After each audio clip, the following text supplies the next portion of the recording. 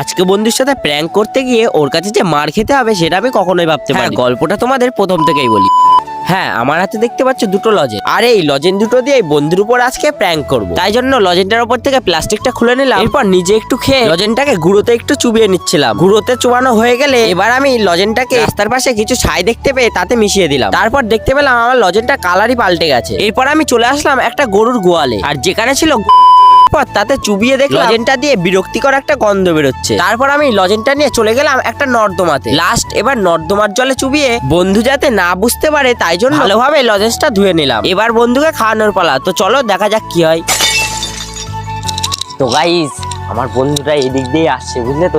তো চলো ওর সাথে প্র্যাঙ্ক করা যাক। আসো আসো আসো, তাড়াতাড়ি আসো। এ ভাই, কোথায় যাচ্ছিস বন্ধু? আরে ভিডিও করছিস, তোর বাড়ি যাচ্ছিস? আরে তাতে কি হয়েছে, বলছি একটা তোর সাথে কথা ছিল। বল। বলছি এই লজেনটা যদি তুই খেতে পারিস, ঠিক আছে, তোর আর একটা এরকম লজেন দেবো তোকে, ঠিক আছে? ব্যাপার না। হ্যাঁ, খায় দেখা কেমন টেস্ট, যেমন হয় সব নরমাল। তো ভাই ভাইটা কিন্তু এই লজেনটা খাচ্ছে, আর এই যে এই লজেনটা কিন্তু ভাইটাকে উপহার দিলাম। বন্ধু, তোর এই লজেনটা খেয়ে নে, ঠিক আছে? তোকে একটা জিনিস দেখাবো, ঠিক আছে? তো গাইস, ভাইয়ের কিন্তু লজেন খাওয়া হয়ে গেছে, ঠিক আছে?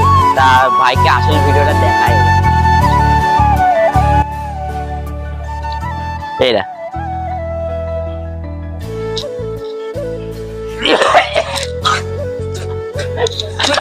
আড্ডা বাড়ি।